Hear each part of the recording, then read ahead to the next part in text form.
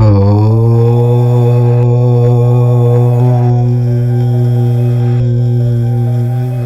నెల 30 ముక్కోటి ఏకాదశి. మందార ఆకుతో ఇలా చేయండి చాలు, భూములు బంగారం కొంటూనే ఉంటారు. ముక్కోటి ఏకాదశి పరమ పవిత్రమైన రోజు. లక్ష్మీ నారాయణులకు ఎంతో ఇష్టమైన రోజు.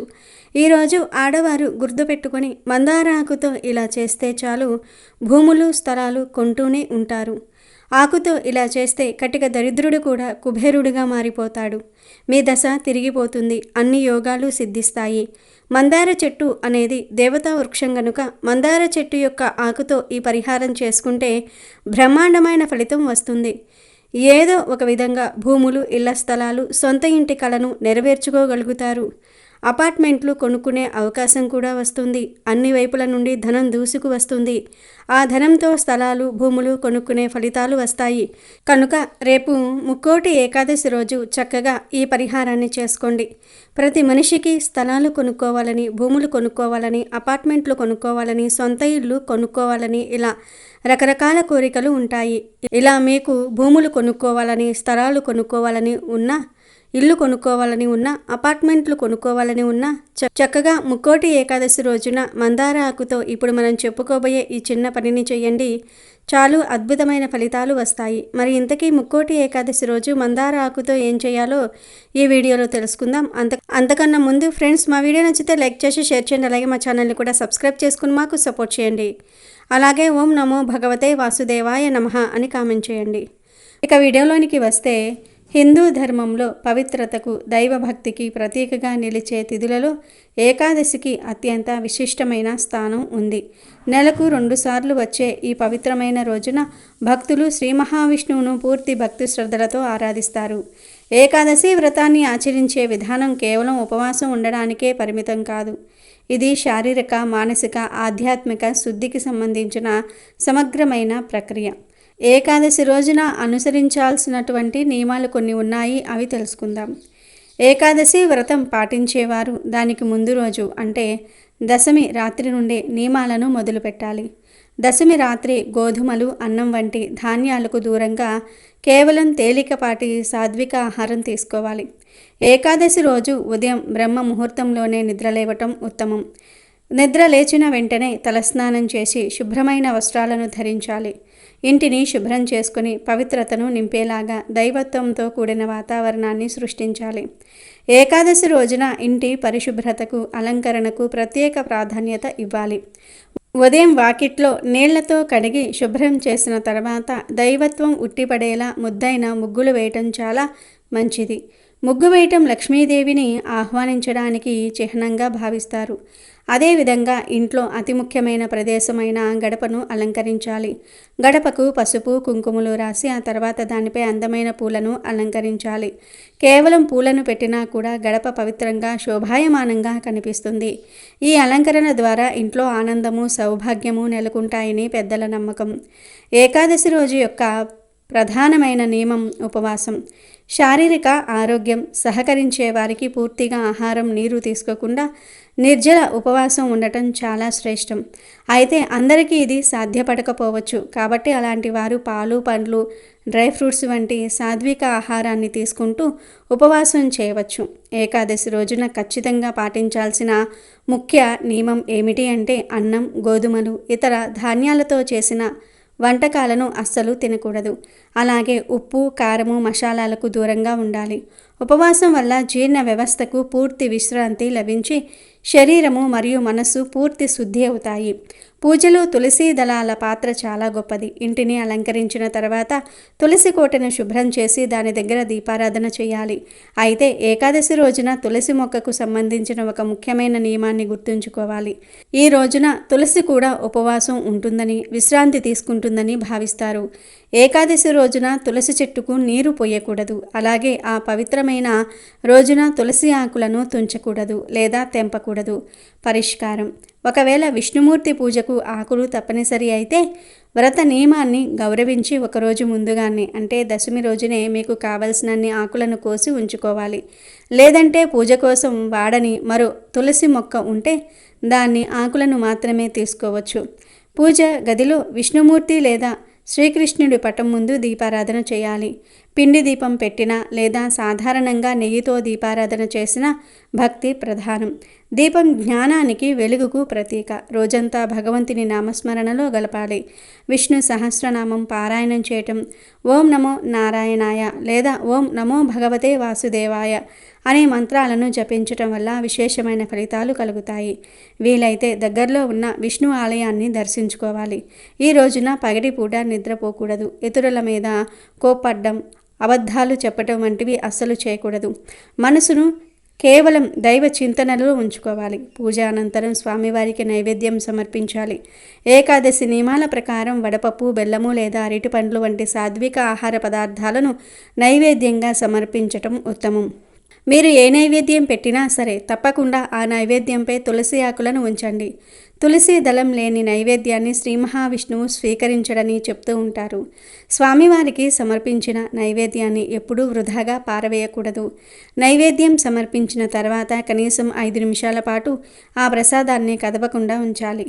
ఆ తర్వాత ఇంట్లో ఉన్న కుటుంబ సభ్యులందరూ కొంచెం కొంచెంగా ఆ నైవేద్యాన్ని ప్రసాదంగా స్వీకరించాలి.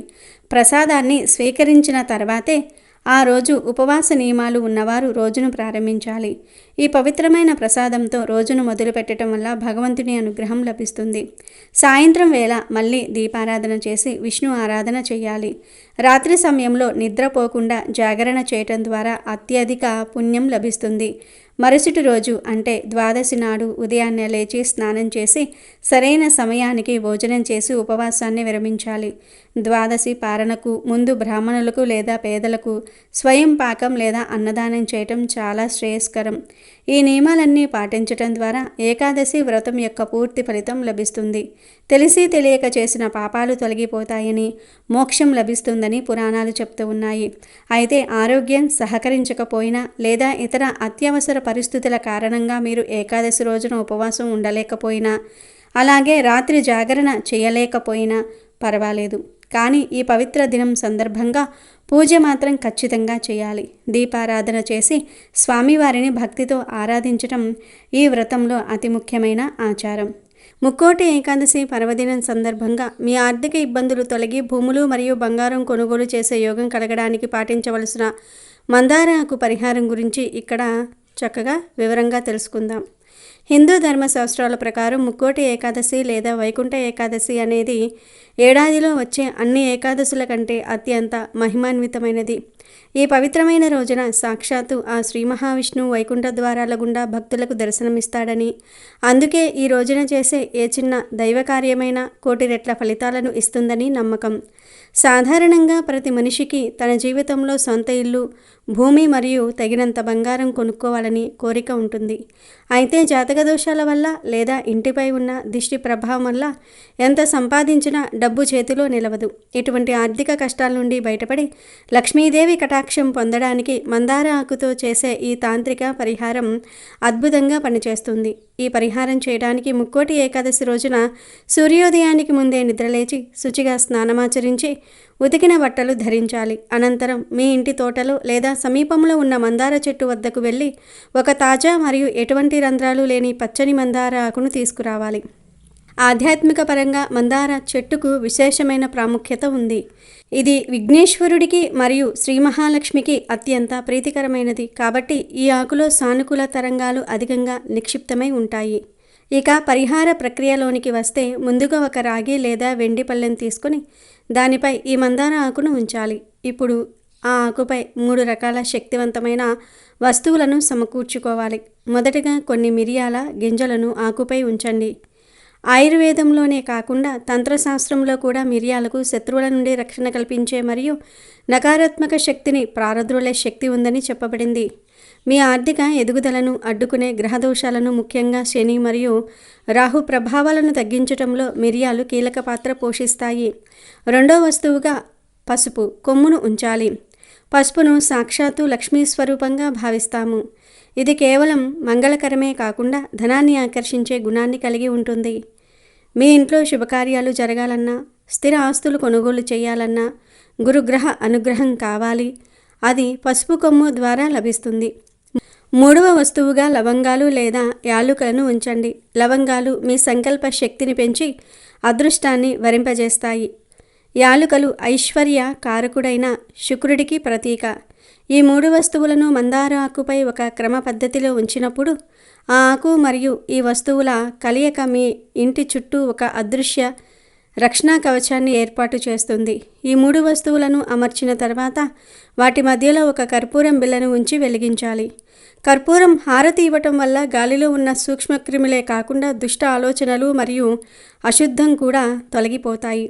కర్పూరం వెలుగుతున్న సమయంలో ఆ పల్లెమును చేతులతో పట్టుకుని మీ ఇలవేల్పును లేదా లక్ష్మీ నారాయణులను మనసులో ధ్యానిస్తూ మీ కోరికను చెప్పుకోవాలి. ఇప్పుడు ఆ పల్లెంలో మీ ఇంటి ప్రధాన ద్వారం వద్దకు వెళ్ళాలి. మన సంపాదనకు అడ్డుపడే అతిపెద్ద అడ్డంకి నరదిష్టి.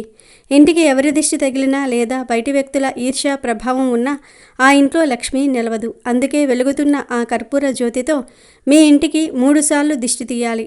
క్లాక్ వైజ్ మరియు యాంటీ క్లాక్ వైజ్ దిశలో దిష్టి తీయటం వల్ల ఇంట్లోకి ప్రవేశించడానికి ప్రయత్నించే ప్రతికూల శక్తులు నశిస్తాయి. దిష్టి తీయటం పూర్తయిన తర్వాత ఆ పల్లెమును గుమ్మం బయట నుంచి మందార ఆకుతో సహా ఆ వస్తువులన్నీ పూర్తిగా అగ్నిలో కాలిపోయేలాగా చూడాలి. ఈ దహన ప్రక్రియలో మీ ఆర్థిక సమస్యలు, అప్పుల బాధలు మరియు దరిద్రం అన్నీ కాలి భస్మమైపోతున్నాయని దృఢంగా నమ్మాలి. అగ్నిదేవుడు అన్నిటినీ శుద్ధి చేస్తాడు కాబట్టి ఈ ప్రక్రియ ద్వారా మీ గృహం పవిత్రమవుతుంది. ముక్కోటి ఏకాదశి వంటి అత్యంత పవిత్రమైన ముహూర్తంలో ఈ పని చేయటం వల్ల వైకుంఠ ద్వారాలు తెరిచిన వేళ ప్రార్థన నేరుగా ఆ భగవంతుడికి చేరుతుంది. దీనివల్ల మీకు తెలియకుండానే కొత్త ఆదాయ మార్గాలు పుట్టుకొస్తాయి. ఆగిపోయిన పనులు వేగవంతమవుతాయి మరియు అతి త్వరలోనే మీరు భూమి లేదా బంగారం కొనుగోలు చేసే అవకాశం కలుగుతుంది. చివరిగా ఆ ఆకు మరియు వస్తువులు పూర్తిగా కాలిన తర్వాత మిగిలిన బూడిదను పారే నీటిలో కలపాలి లేదా ఎవరూ తొక్కని ఒక పచ్చని చెట్టు మొదట్లో వేయాలి. దీనిని ఇంట్లోని షింక్లో లేదా చెత్త బుట్టలో వేయకూడదు. ఈ మొత్తం పరిహారాన్ని ఎంతో నిశ్శబ్దంగా, పూర్తి నమ్మకంతో మరియు భక్తితో నిర్వహించినప్పుడే ఫలితం ఉంటుంది. పరిహారం చేస్తున్నప్పుడు ఎవరితోనూ మాట్లాడకుండా ఏకాగ్రతతో ఉండటం మంచిది.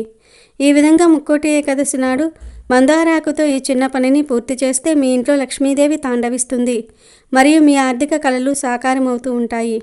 ఏకాదశి వ్రత నియమాలు పాటిస్తూ ఈ పరిహారం చేయటం వల్ల మీ జీవితంలో ఐశ్వర్యం వెల్లివిరుస్తుంది. కనుక ప్రతి ఒక్కరూ ఈ ముక్కోటి ఏకాదశి రోజు మందార ఆకుతో ఈ పరిహారం చేసి ధనవంతులుగా మారిపోండి. ముక్కోటి ఏకాదశిని వైకుంఠ ఏకాదశి అని కూడా అంటాం. ఈ రోజున మనం ఈ ప్రత్యేకమైన ఆకును తింటే చాలు మన జాతకంలో ఉన్న దోషాలన్నీ పోయి వద్దన్న ధనం దూసుకు వస్తుంది. ఒంట్లో ఉన్న దరిద్రం, అనారోగ్యం అన్నీ మటుమాయమైపోయి ఆయుష్ పెరుగుతుంది. అష్టైశ్వర్యాలు సిద్ధిస్తాయి. తరగని ఐశ్వర్యం వస్తుంది. మరి ఈ ముక్కోటి ఏకాదశి రోజు ఏ ఆకును తప్పనిసరిగా తినాలి అనే విషయాన్ని ఇప్పుడు మనం ఈ వీడియోలో వివరంగా తెలుసుకుందాం.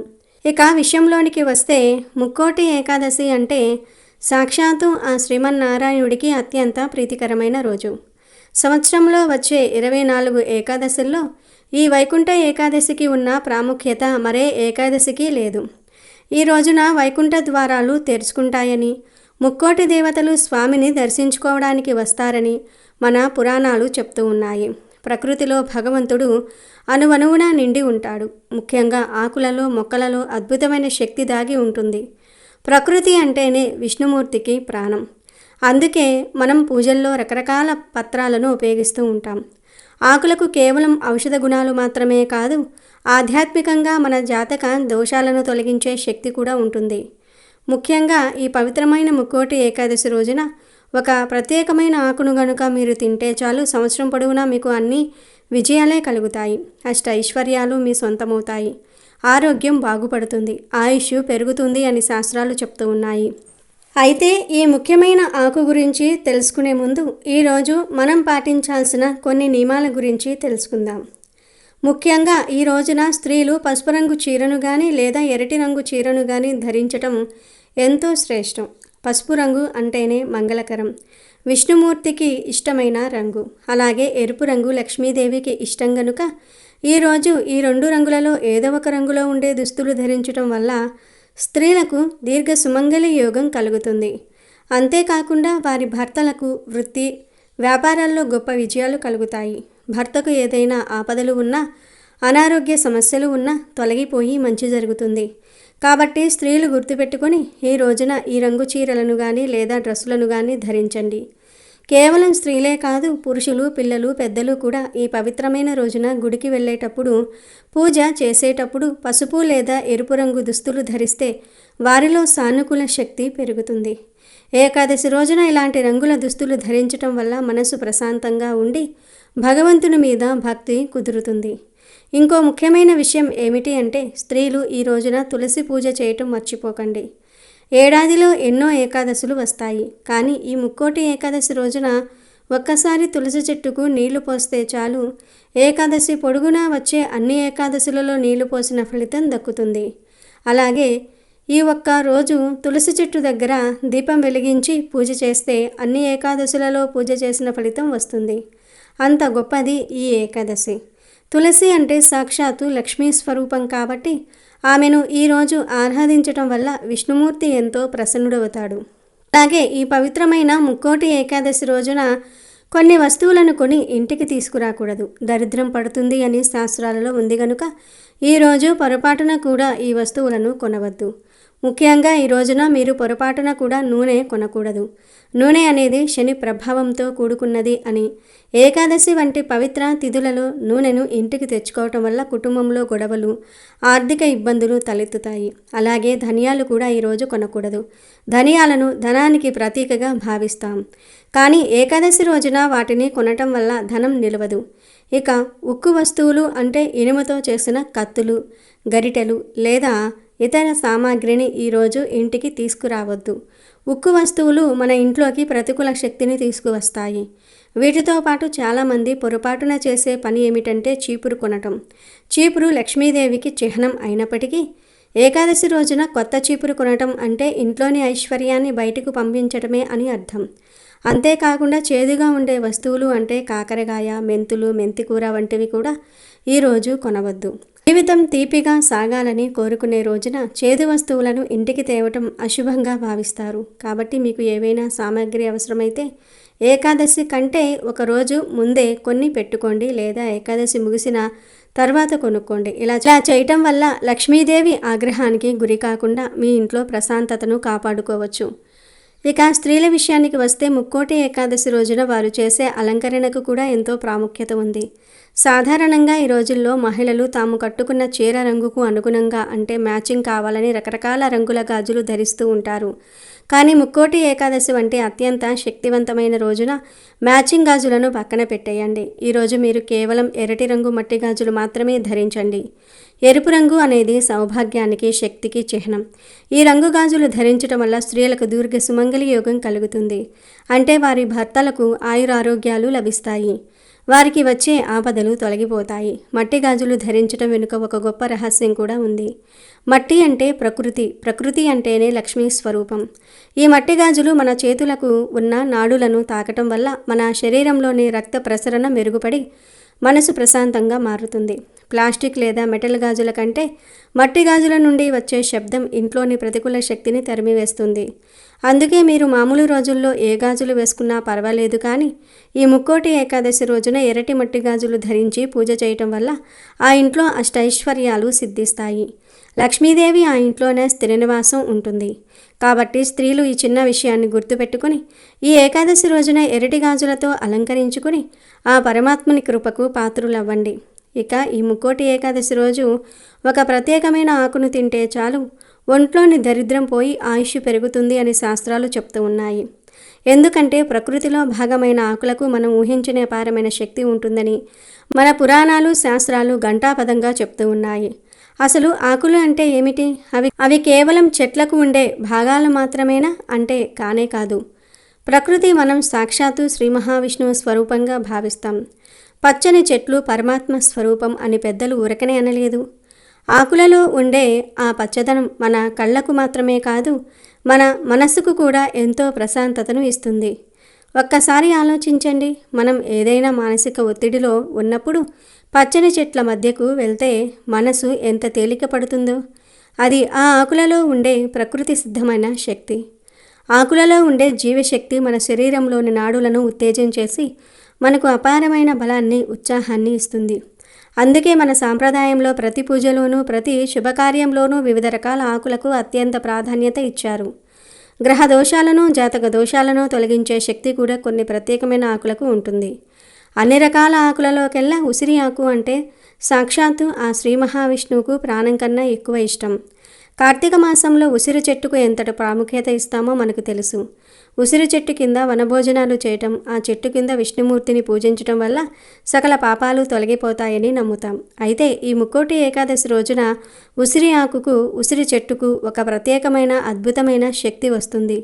కనుక ఈ ముక్కోటి ఏకాదశి రోజున మీరు ఒక చిన్న ఉసిరి ఆకును స్వీకరిస్తే మీ శరీరంలోని దరిద్రమంతా పోయి ఆయుష్ పెరుగుతుంది.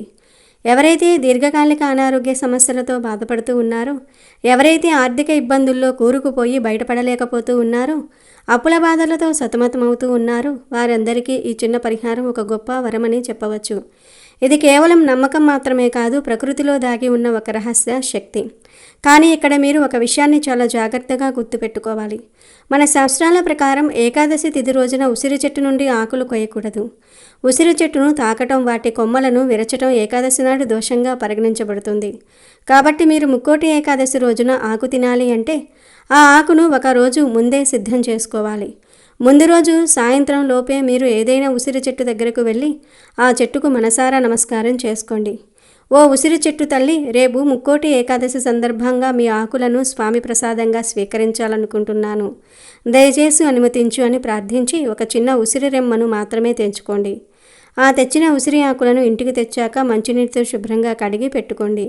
ఆ తర్వాత ముక్కోటి ఏకాదశి రోజున ఉదయాన్నే స్నానాది కార్యక్రమాలు ముగించుకొని మీ పూజా గదిలో ఉన్న శ్రీ మహావిష్ణువు ఫోటో ముందు కానీ, లేదా రాముడు, కృష్ణుడు, నరసింహస్వామి ఇలా విష్ణుమూర్తి ఏ అవతారంలో ఉన్నా సరే ఆ ఫోటో ముందు ఈ ఉసిరి ఆకులను ఉంచండి. ఈ ఆకులను స్వామి పాదాల దగ్గర ఉంచి ఒక 5 నిమిషాల పాటు కళ్ళు మూసుకుని ప్రసాదంగా ధ్యానించండి. ఓం నమో నారాయణాయ అనే మంత్రాన్ని మనసులో జపించండి. మీరు పూజల్లో ఉంచిన ఆ 5 నిమిషాల సమయంలో ఆ ఉసిరి ఆకులు దైవిక శక్తిని గ్రహిస్తాయి. పూజ పూర్తయిపోయిన తర్వాత ఆ ఆకులను సాక్షాత్తు ఆ నారాయణుడి ప్రసాదంగా భావించి స్వీకరించాలి. ఈ ప్రసాదాన్ని ఇంట్లో ఉన్నవారు ఎవరైనా తీసుకోవచ్చు. కేవలం మీరు మాత్రమే కాకుండా మీ కుటుంబ సభ్యులందరికీ ఈ ఆకులను ఇవ్వండి. ఒక్కొక్కరు ఒక 5 చిన్న ఉసిరి ఆకులను తీసుకుంటే సరిపోతుంది. ఉసిరి ఆకులు పరిణామంలో చాలా చిన్నవిగా ఉంటాయి కాబట్టి తినటం పెద్ద కష్టమేమీ కాదు. అయితే కొంతమందికి ఆ వగరు రుచి నచ్చకపోవచ్చు. ముఖ్యంగా పిల్లలు తినడానికి కొంచెం ఇబ్బంది పడవచ్చు. అలాంటప్పుడు ఆ ఆకుల మీద కొంచెం తేనె కానీ, లేదా చిన్న బెల్లం ముక్క కానీ, లేదంటే కొంచెం పంచదార కానీ వేసుకుని తినవచ్చు. ఒకవేళ మీరు ఆకులను నేరుగా నమలలేము అనుకుంటే మరో పద్ధతి కూడా ఉంది. ఆ ఉసిరి ఆకులను తీసుకుని అందులో కొంచెం తేనె లేదా పంచదార లేదా బెల్లం కలిపి మొత్తంగా రుబ్బండి. అలా రుబ్బిన మిశ్రమాన్ని ఒక చిన్న గోళీలాగా లేదా చిన్న ఉండలాగా చుట్టి ప్రసాదంలా మింగేయవచ్చు. ఏ విధంగా తీసుకున్నా సరే ఆ పవిత్రమైన ఉసిరి ఆకు మీ కడుపులోనికి వెళ్ళటం ముఖ్యం. ఇలా చేయటం వల్ల కలిగే ఫలితాలు అమోఘం. సైంటిఫిక్గా చూస్తే ఉసిరిలో ఉండే విటమిన్ సి మరియు ఇతర పోషకాలు మన శరీరంలోని విషతుల్యాలను బయటకు పంపిస్తాయి, రోగనిరోధక శక్తిని పెంచుతాయి. ఆధ్యాత్మికంగా చూస్తే ఈ ఆకును స్వీకరించడం వల్ల మీ జాతకంలో ఉండే పాపదోషాలు, గ్రహదోషాలు తొలగిపోయి మన పురాణాలు చెప్తున్న ప్రకారం ఈ ఏకాదశి నాడు ఉసిరి ఆకును ప్రసాదంగా స్వీకరించిన వారి ఇంట్లో ధనలక్ష్మి తాండవిస్తుంది. మీరు వద్దన్నా సరే ధనం మిమ్మల్ని వెతుక్కుంటూ వస్తుంది. ఆదాయ మార్గాలు పెరుగుతాయి, అనవసర ఖర్చులు తగ్గిపోతాయి. ముఖ్యంగా మీ శరీరంలో ఉండే అలక్ష్మి లేదా దరిద్రం అనే ప్రతికూల శక్తి నశించి దాని స్థానంలో సానుకూల శక్తి, దైవశక్తి ప్రవేశిస్తుంది. దీనివల్ల మీ ముఖంలో వర్చస్సు పెరుగుతుంది, ఆయుష్ వృద్ధి చెందుతుంది. మీరు చేసే ప్రతి పనిలోనూ విజయం లభిస్తుంది. కుటుంబంలో కలహాలు తగ్గి శాంతి నెలకొంటుంది. ఇన్ని అద్భుతమైన ప్రయోజనాలు ఉన్న ఈ ఉసిరి ఆకుని తినటం అస్సలు మర్చిపోకండి. ముక్కోటి ఏకాదశి అంటే దేవతలందరూ భూమికి దిగివచ్చే సమయం. అటువంటి సమయంలో ప్రకృతి ఇచ్చే ఈ వరప్రసాదాన్ని మనం వదులుకోకూడదు. కాబట్టి గుర్తుపెట్టుకోండి, ముక్కోటి ఏకాదశి ముందు రోజు ఆకు తెచ్చుకోవటం, ముక్కోటి ఏకాదశి రోజు పూజలో ఉంచి ప్రసాదంగా స్వీకరించటం, ఈ 2 పనులు చేస్తే చాలు మీ జీవితం మారిపోతుంది. భక్తితో, నమ్మకంతో ఈ పని చేయండి. ఆ శ్రీ మహావిష్ణువు అనుగ్రహంతో మీ ఇల్లు అష్టైశ్వర్యాలతో, ఆయురారోగ్యాలతో తులతూగుతుంది. అయితే ఈ పవిత్రమైన రోజున ఈ చెట్టును తాకితే లక్ష్మీ నారాయణుల అనుగ్రహం కలుగుతుంది. ఇక మీకు తిరిగనేదే ఉండదు. ఏకాదశి రోజు ఈ చెట్టును తాకటం వల్ల మీ ఒంట్లో ఉన్న నెగిటివ్ ఎనర్జీ అంతా కూడా బయటకు వెళ్ళి పాజిటివ్ ఎనర్జీ మీ ఒంట్లోకి ప్రవేశిస్తుంది. మంచి ఆరోగ్యం లభిస్తుంది. మరి రేపు ఏకాదశి రోజు ఏ చెట్టును తాకాలో ఇప్పుడు మనం ఈ వీడియోలో వివరంగా తెలుసుకుందాము. ప్రత్యేకించి ఏకాదశి రోజు ఉదయం స్నానం చేసుకొని చక్కగా మంచి దుస్తులు ధరించి దగ్గరలో ఉండే వేప చెట్టు దగ్గరకు కానీ ఉసిరి చెట్టు దగ్గరకు కానీ వెళ్ళి ముందు ఆ చెట్టుకు చెంబుడు నీళ్లు సమర్పించండి. తర్వాత వీలు కుదిరితే చెట్టు చుట్టూ 11 ప్రదక్షిణలు చేయండి. అలా ప్రదక్షిణలు చేసిన తర్వాత చెట్టును 11 సార్లు తాకండి. అలా తాకేటప్పుడు మాకు ఉన్న కష్టాలన్నీ పోవాలి, మా ఇంటికి లక్ష్మీదేవి నారాయణుడితో సహా వచ్చి తిష్ట వెయ్యాలి, మాకు ధనలాభం కలగాలని సంకల్పం చెప్పుకోండి. ఆ తర్వాత కాసేపు ఆ చెట్టు కింద కూర్చోండి. 2 నిమిషాలు కూర్చొని చెట్టు నుండి వచ్చే గాలిని పీల్చండి, ప్రకృతిని ఆస్వాదించండి. ఇలా ఎప్పుడో ఒకసారి అయినా సరే ప్రకృతితో సమయం గడిపితే మనసుకు చాలా ప్రశాంతంగా ఉంటుంది. దాని వలన చాలా రకాల రోగాలు పోతాయి. ముఖ్యంగా ఏకాదశి రోజు వేప చెట్టును లేదా ఉసిరి చెట్టును తాకితే లక్ష్మీదేవి అనుగ్రహం, విష్ణుమూర్తి అనుగ్రహం కలుగుతుంది, చాలా మంచి జరుగుతుంది. ఉసిరి చెట్టును శ్రీ మహావిష్ణువు స్వరూపంగా భావిస్తారు. ఉసిరిక లక్ష్మీదేవికి ఎంతో ఇష్టమైనది. ఈ చెట్టును శ్రీ మహావిష్ణువు రూపంలో ఎక్కువగా ఆరాధిస్తూ ఉంటారు. ఉసిరికాయల మీద ఒత్తులు పెట్టి వెలిగించే సాంప్రదాయం కూడా ఉంది. ఉసిరి చెట్టులో ఎన్నో ఔషధ గుణాలు ఉన్నాయి. ఆయుర్వేదంలో వాడే ప్రసిద్ధ ఔషధమైన త్రిఫల చూర్ణంలో ఉసిరి పొడి కూడా ఒక భాగం. ఉసిరి చెట్టును పూజిస్తే సమస్త విష్ణు క్షేత్రములయందు విష్ణు పూజ చేసిన ఫలం లభిస్తుంది. ఉసిరి చెట్టు అంటే విష్ణువు ఒక్కడికే కాదు, శివుడికి కూడా చాలా ఇష్టం. పూర్వం శ్రీ లక్ష్మీదేవి భూమిపైకి వచ్చింది. ఆ సమయంలో శివకేశవులను పూజించాలనుకుంది. ఇద్దరిని ఒకే సమయంలో పూజించాలని అనుకుంది. అప్పుడు ఆమె ఉసిరి చెట్టును ఎంచుకుని ఉసిరి చెట్టును పూజించి శివకేశవుల అనుగ్రహాన్ని పొందిందని పురాణాలు చెప్తూ ఉన్నాయి. శివకేశవులు ఉసిరి చెట్టులో నివసిస్తారని ఈ కథ ద్వారా తెలుస్తుంది. అంతేకాదు ఉసిరి చెట్టు దిగువ భాగంలో బ్రహ్మ కూడా ఉంటాడని విశ్వాసము. ఉసిరి చెట్టు క్రింద పురాణ కాలక్షేపం చేస్తే జన్మ జన్మల పాపాలు పోతాయి. అంతేకాదు వేప చెట్టు కూడా ఎంతో విశేషమైనది. హిందూ ధర్మంలో కొన్ని చెట్లు పూజనీయమైన చెట్లుగా, పవిత్రమైన చెట్లుగాను గుర్తించబడ్డాయి. వాటిల్లో వేప చెట్టు కూడా ఒకటి. వేప చెట్టు ఆరోగ్యపరంగా మేలు చేయటమే కాకుండా వాస్తుపరంగానూ అనేక ప్రయోజనాలను చేకూరుస్తుంది. శుభకార్యమైన పండగైన మామిడాకులు ఎంత ముఖ్యంగా అలంకరిస్తామో వాటికి మన సాంప్రదాయంలో ఎంత ప్రాధాన్యత ఉందో అంతే ప్రాముఖ్యత వేప ఆకుకు కూడా ఉంది. వేప చెట్టు చాలా పవిత్రమైనది. వైద్యంలో దీన్ని పాత్ర గురించి కౌటిల్యుడు అర్థశాస్త్రంలో వివరించాడు. మన ప్రాచీన ఆయుర్వేదంలో కూడా వేప గురించి అనేక రుజువులు ఉన్నాయి. భూమి మీద అమృతం చుక్కలు పడితే అది వేప చెట్టుగా మొలిచిందని పురాణాలలో కథలుగా వ్రాశారు. వేప చాలా విధాలుగా పనికి వస్తుంది. వైద్యదేవుడైన ధన్వంతరిగా వేపనే కొలుస్తారు. ఎవరైతే జీవితం మొత్తంలో ఒక్క వేప చెట్టును నాటుతారో వాళ్ళు స్వర్గానికి తిన్నగా చేరుకుంటారని శాస్త్రం చెప్తుంది. కాబట్టి మీరు కూడా రేపు వేప చెట్టును లేదా రాగి, ఉసిరి చెట్లను ఏకాదశి రోజు టచ్ చేసి శుభ ఫలితాలను పొందండి.